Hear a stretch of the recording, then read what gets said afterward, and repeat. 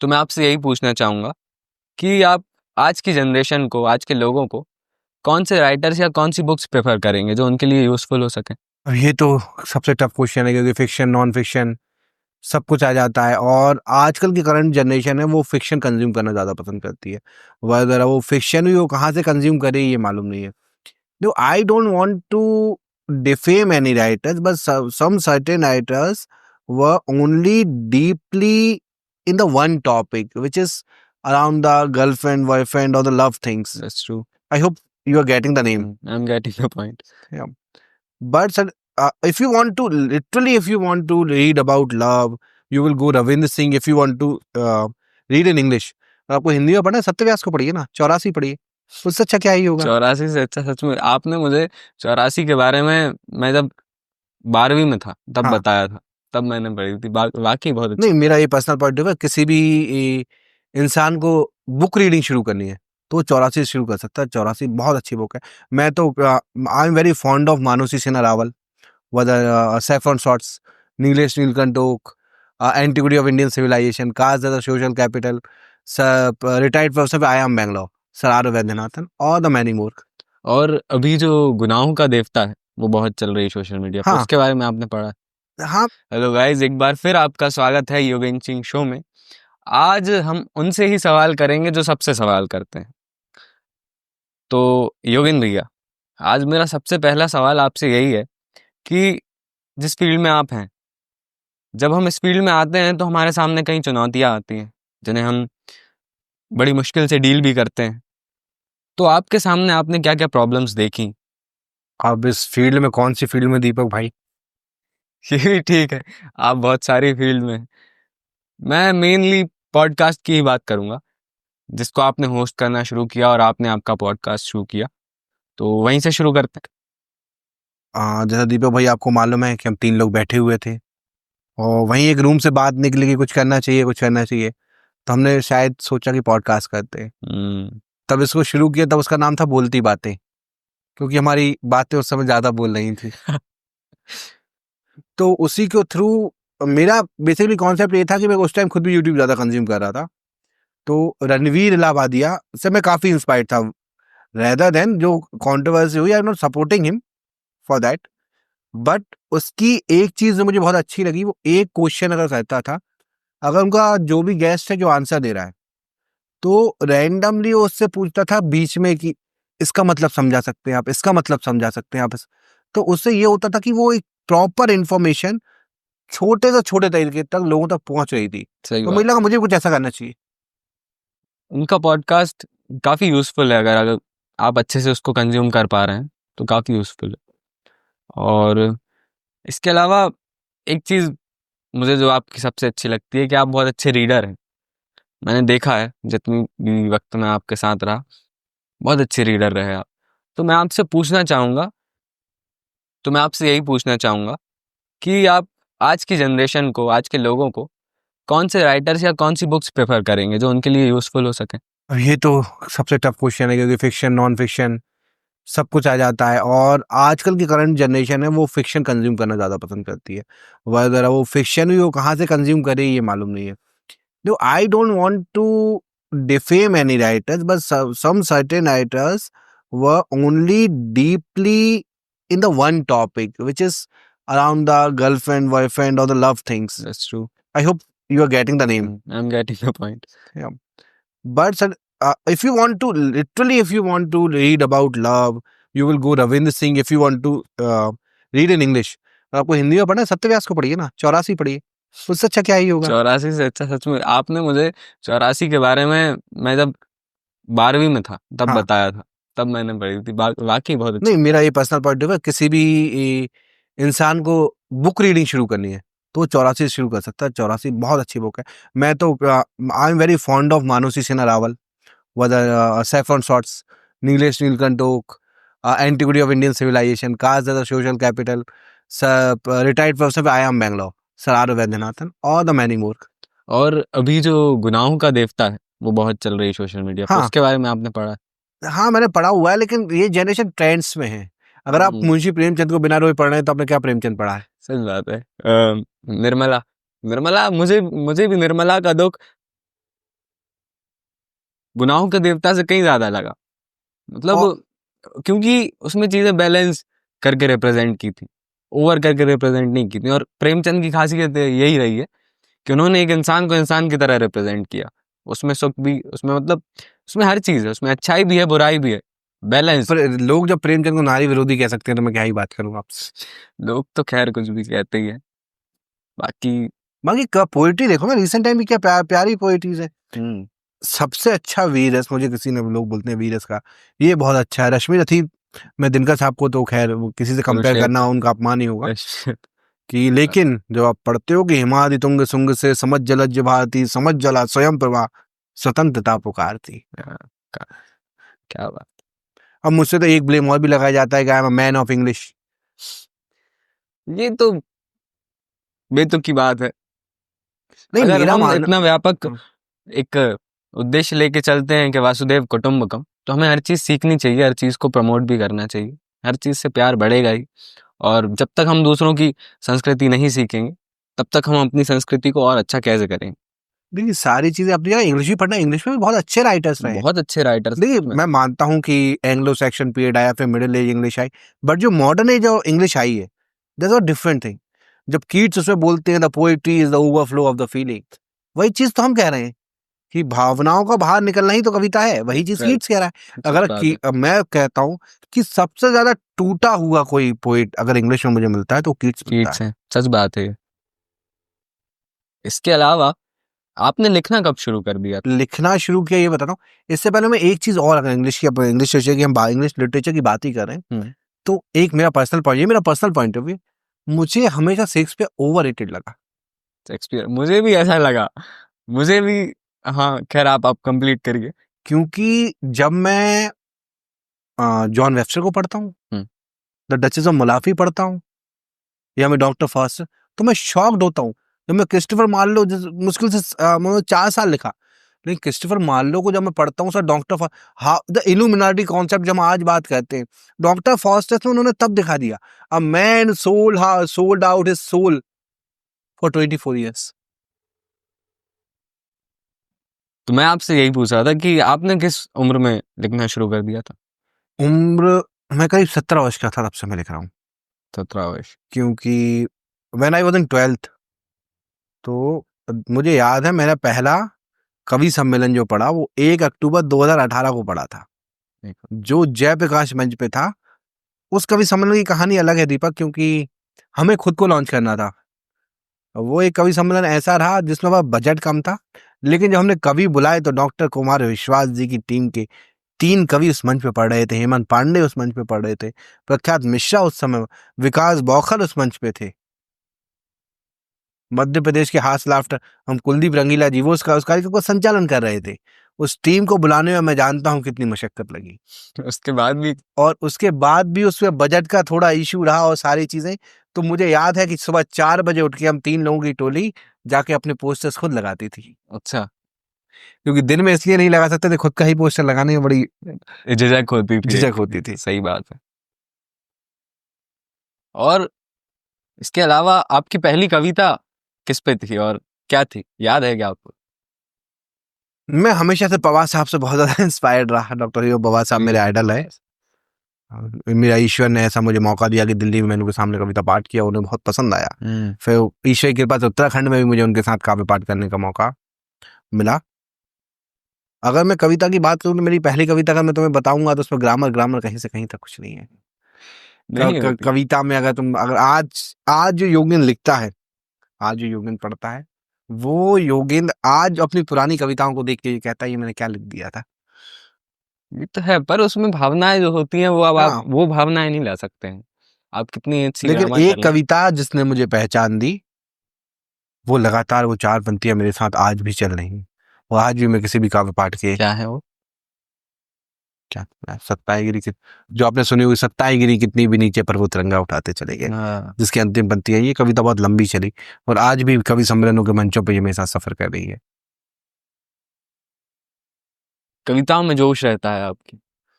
अब Beerus the fond of, मैं बात कहूँ कि गला वैसा था नहीं, ईश्वर ने गला गाने वाला दिया नहीं। तो और थोड़ा देशभक्ति की भावना शुरू से थी, क्योंकि स्कूल में भी तुमने देखा होगा लगातार कि हम देशभक्ति पे ही भाषण वगैरह देते हुए आए। हम्म। और दूसरी बात, कमांड देते थे, कमांडर थे, तो चीख चीख के गला हमने पहले ही खराब कर लिया था, तो गाने का तो सवाल ही पैदा नहीं होता है। तो अगर कविताओं के फैक्टर पे आए तो मुझे तो पर्सनली जैसे पैरेलल सिनेमा होता है, वैसे मुझे कविताएं भी, समानांतर कविताएं ज़्यादा पसंद आती हैं जो जीवन की असली सच्चाई दिखाएं।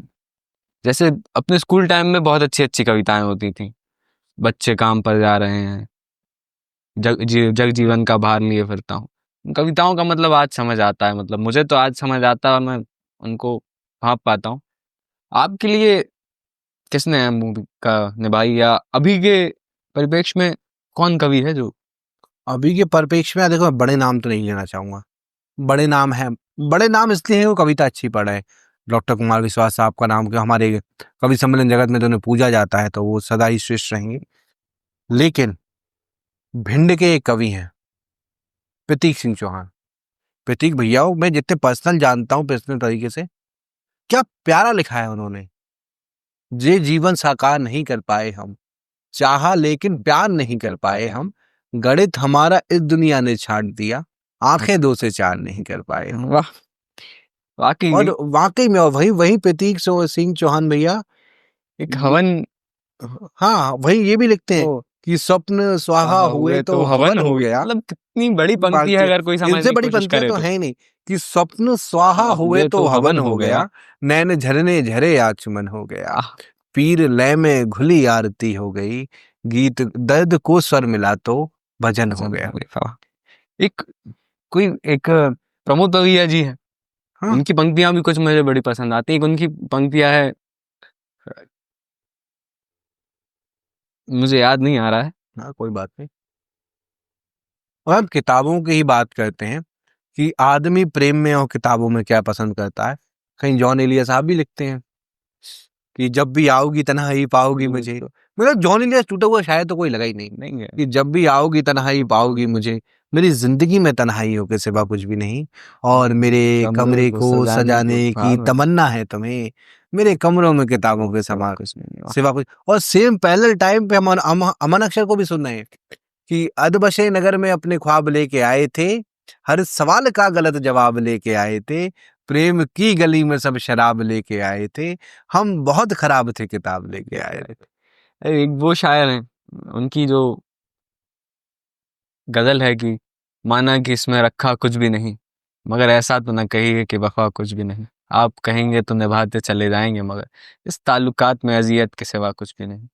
अरे मनिका दीदी क्या लिख रही हैं आजकल। अरे वो उनका तो मनिका, कंठ भी, ईश्वर ने कंठ भी उनको गजब दिया है भाई, कि मुझको सबसे प्यारा कह लो या आंखों का तारा कह लो, इतना तो हक बनता ही है, खुद खुद को आप हमारा कह लो। सच। और ईश्वर की बाय द गॉड ग्रेस हम इन सबसे मिल पा रहे हैं, इन सबको जान पा रहे हैं, लेकिन सेम टाइम पे हम राम बराबर को भी सुन रहे हैं। नीतीश व्यास भैया क्या लिख रहे हैं बुंदेलखंड में, आप बताओ कभी।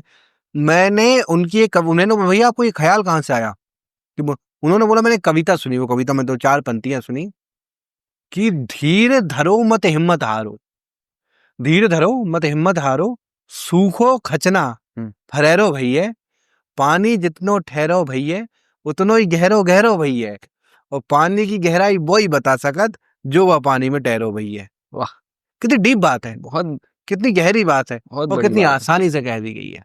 बहुत एग्जाम्पल उसका इतनी सरलता से दिया है कि मैं कहता हूँ मेरी एज में अगर मुझे किसी को सुनना पसंद है, कहते हैं कि वीर से कवि को नहीं सुनता है, लेकिन रुद्र प्रताप रुद्र क्या लिखता है।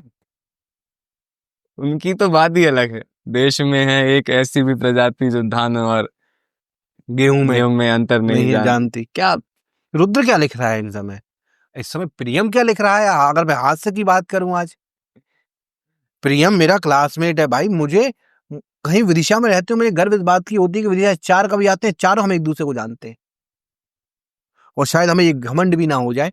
देखिए हमारे बड़े हैं अग्रज हैं, सत्येंद्र सत्यज जी हुए, ध्रुव शर्मा बेचैन हुए, आशीष दुबे हुए, नीलेश, इनकी रहमत रही कि हम यहाँ तक आ पाए। संतोष सागर जी हुए।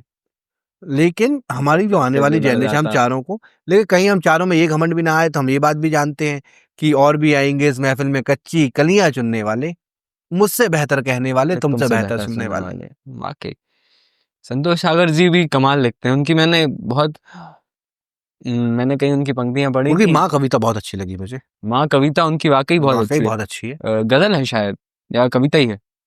मैं तो ध्यान, मुझे यहाँ तक याद है कविता है। कविता है।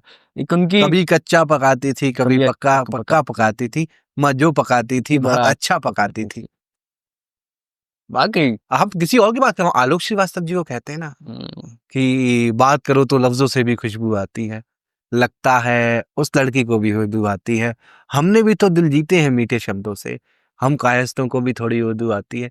उनकी अम्मा ले लो आप, कि चिंतन दर्शन जीवन सजन, रूह नजर पर छाई अम्मा, सारे घर का शोर शराबा, सूनापन सूनापन तन्हाई तन्हाई अम्मा। अम्मा, सारे रिश्ते जेठ दोपहरी, गर्म हवा आते शंगारे, झरना दरिया झील समंदर, भीनी सी परवाई अम्मा। क्योंकि बाबूजी के घर की बुनियादें दीवारें, बाम और दर्द थे बाबूजी, सबको बांधे रखने वाला खास हुनर थे बाबूजी, चार मोहल्ले में उनकी कद काठी का कोई न था, अच्छे खासे ऊंचे पूरे कद्दावर थे बाबूजी। वाकई। लेकिन आलोक श्रीवास्तव जी की जो मैंने चार पंक्तियां सुनी पिता को लेकर, सबसे तो मुझे उन्होंने झकोरा कि बसा हुआ है हर एक शय में, बसा हुआ हर एक हर एक शय में, हर एक मंजर से झांकता है उसी का अक्ष मेरे भीतर, वो मेरे अंदर से झांकता है। अगर हम इसे नारी शक्ति की, हमने से मणिका दीदी की बात की अभी, मनु कितना अच्छा लिख रही है कि कृष्ण कृष्ण कृष्ण कृष्ण कृष्ण कृष्ण कत्य तथ्य तथ्य है मनुष्यता के जीवन का सारा, देखो सारबोध कृष्ण है। उसकी तो लय ही अलग है, साधिकार प्रेम से से लिखेगी लिखेगी पत्र पत्र रुक्मणी, तो रुक्मणी है जानती कि कि है कृष्ण कृष्ण स्वयं स्वयं आएंगे। आएंगे, आएंगे जो कृष्ण स्वयं पार्थ के, तो पार्थ को है ज्ञात ज्ञात के के वे युद्ध जीत जाएंगे। जाएंगे। वाकई वो कविता तो उनकी।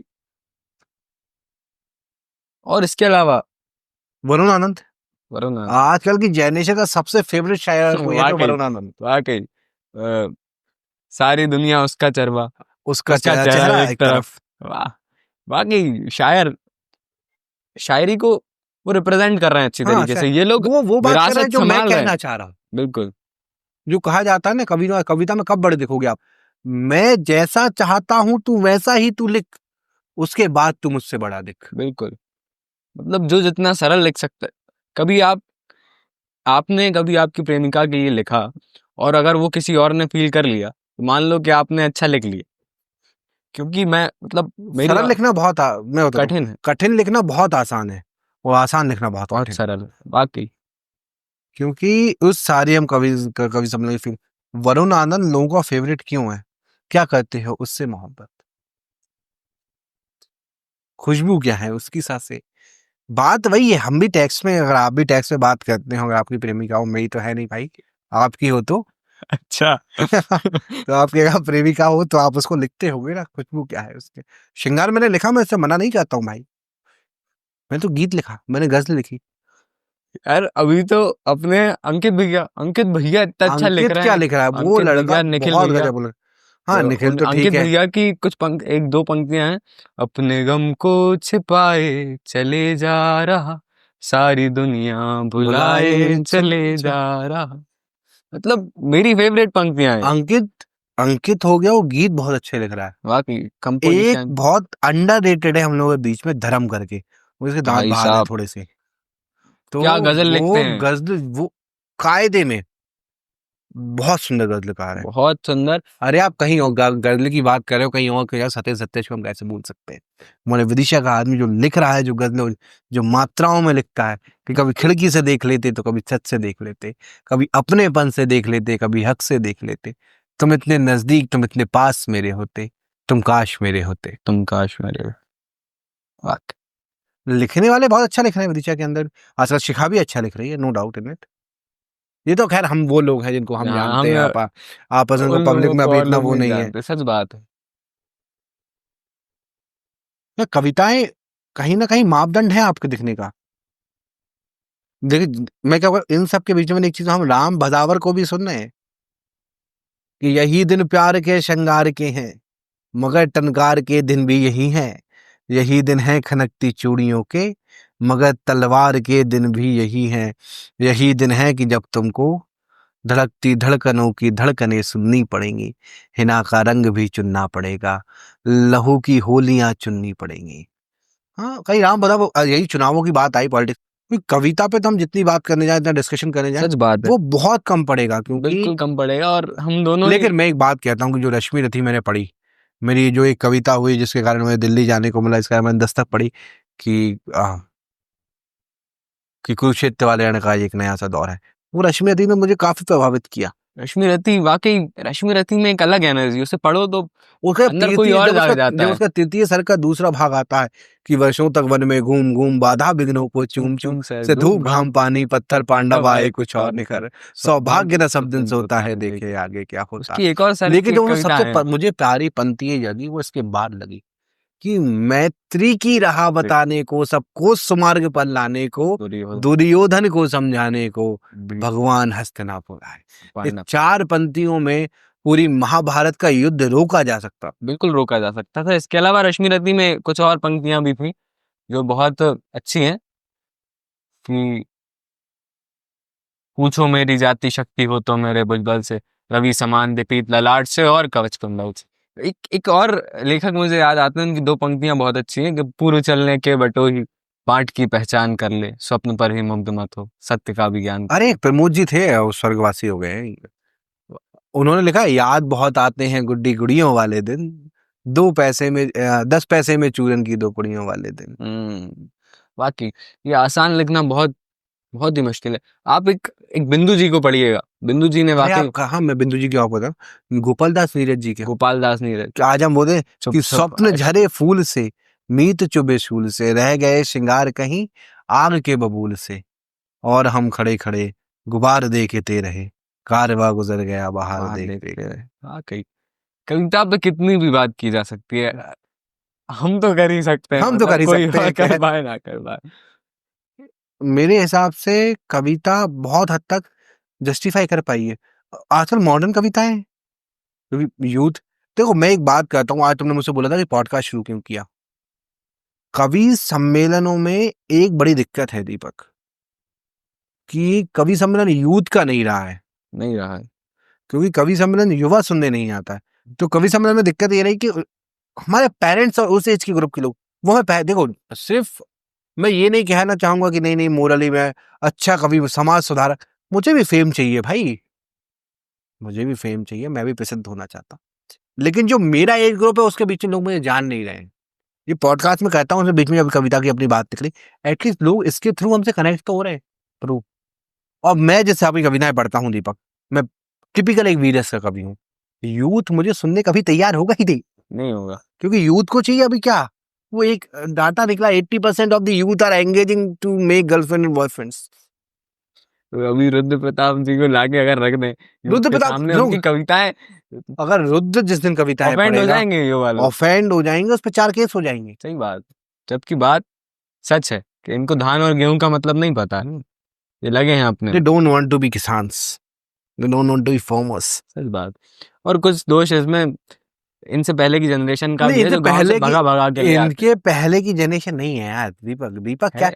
उनका मोटिव शिक्षा थी, उनकी मोटिव शिक्षा थी, लेकिन पर आपने ये एक चीज जो देखी, चीज हाथ में आई ना हमारे, ये उसने एक बहुत यूथ पे इम्पैक्ट डाला। एक मैं तो ये बताता पर्सपेक्टिव हूँ, से देख रहे हो हाँ, आप देखो ना, किस पर्सपेक्टिव से लाए यहाँ, शिक्षा नहीं, नौकरी। शिक्षा से ज्यादा नहीं प्रायोरिटी नौकरी उस है, समय नहीं, उधर उस समय तुम हर बात बताओ। समय, अभी नहीं भी दीपक, अरे ज्यादा से आज ज्यादा आज व्यक्तियों आज के लिए आज आज मैं मानो, नहीं आज लेकिन किसानी में भी लोगों को पैसा लगता है, आज बहुत से मैंने देखा है ये है। IIT ग्रेजुएट अपना छोड़ के वो किसानी कर रहे हैं। उस ये समय है। रिसोर्सेज नहीं थे लोगों के पास, मुझे ये भी काफी हद तक लगता है, क्योंकि आज मैं देखता हूँ कि लोग बोलते हैं कि हमारी 10 बीघा में हमने 100 बोरे गेहूं उगा लिया है, लेकिन उस समय 100 बीघा में 10 बोरे गेहूं उगाना भी मुश्किल था बिल्कुल हमें। मुश्किल था। तो वो जीवन लाइट नहीं यापन नहीं रहती हो थी, पा रहा था, पानी नहीं होता पानी था। नहीं होता था, सारी चीजें थी, सब कुछ नेचर पर डिपेंडेंट चल रहा था, तो काफी हद तक। लेकिन आज जो चेंजेस हम देख रहे हैं यूथ में, वो तो खैर नहीं था यार। डिसअपॉइंटमेंट। खैर, इनको अबे आप, मैं तुमसे क्या बोलूं, गाने कौन से चल रहे हैं आजकल? गाना भाई, नीरज साहब ने क्या लिखा है। जब गोपाल दास नीरज लिखते थे कि कोई नगमा कहीं टूटा, कहा दिल ने किट्टू आई, कहीं टूटी कली कोई, लगा ऐसे तू शर्माई, ये गीत थे। आज गीत क्या लिख रहे हैं, जिसने दारू नहीं पी वो सबसे बड़ा सी। राहुल वैद्य का गाना है ये, ट्रेंडिंग पे था परसों यूट्यूब पर। मैंने नहीं सुना। अभी मैं एक नाम और ले दूंगा, पूरी जनता ऑफेंड हो जाएगी। कौन? मैं लेना नहीं चाह रहा हूँ। अभी नीचे कमेंट भेट आ जाएगा, मेरे इंस्टाग्राम की रिपोर्ट होने लगेगी, चीजें वही हो जाती हैं। तो youth are failing to choose the idols. तो पर्सनल पॉइंट ऑफ व्यू, क्योंकि यूथ ने तो सब कुछ खत्म कर दिया है भाई। They ended up, they messed up. उन्हें क्या जो लग्जरी लाइफ भाई कुछ नहीं है। लग्जरी लाइफ वो नहीं है, अरे भाई मेरी उससे लड़ाई हो गई, एल्विस वर्सेस मैक्स ट्रेन हो गया, रजत भाई आ गए हमारे, ब्ला ब्ला ऑल, लव के शटारिया आ गया, ध्रुव राठी आ गया। किसी को भी उठा के फेमस कर दे रहा है, किसी को भी। मतलब आपका स्तर जितना नीचे गिरता जाएगा सोशल मीडिया पर उतने ऊंचे जाते जाएंगे। सही बात है। दीपक ऐसा है कि मेरा जो टारगेट है कि अभी 362 दिन में से करीब करीब 100 वीडियोस लाएंगे कि हर 3 दिन में एक पॉडकास्ट आए, समहाउ कि यूथ तक कैसे सही कंटेंट पहुंचे। तो इसमें आपको डॉक्टर्स भी मिलेंगे, आपको पॉलिटिशियंस भी मिलेंगे। पॉलिटिशियन ओनली इलेक्टेड मेंबर्स जो भी असेंबली में है, चाहे वो एमएलए हो चाहे वो एमपीज हो। और इसके अलावा हम आपको स्टैंड अप कॉमेडियंस, आर्टिस्ट, जो बेसिक कैटेगरी है, और we are planning up the most interesting podcast, the horror one, the horror comedy और the horror stories of MP. हमारे गेस्ट, स्पेशल गेस्ट बाहर से आ रहे हैं जिन्होंने ये चीजें एक्सपीरियंस की हैं, वो आके हमें सब चीज़ों के बारे में। ठीक है दीपक भाई, मुझे बहुत बढ़िया लगा तुम ये आए, तुम्हारा कॉन्सेप्ट ये तुमने मुझे दिया कि नहीं भैया आपसे सवाल पूछे जा सकते हैं। ठीक, फिर अलविदा। अलविदा कहना गलत होगा, मिलते रहेंगे साथ में, मिलते एक ही रहे। गाड़ी से घर जाना है। ये भी सही है। तो फिर मिलते हुए ही चलते हैं और फिर कैमरा के सामने फिर से मिलेंगे। तो अभी गाइस के लिए stay tune with the Yogendra Singh show. अब होस्टिंग करते हैं मैं ही मिलूंगा आपको। Bye bye. चल।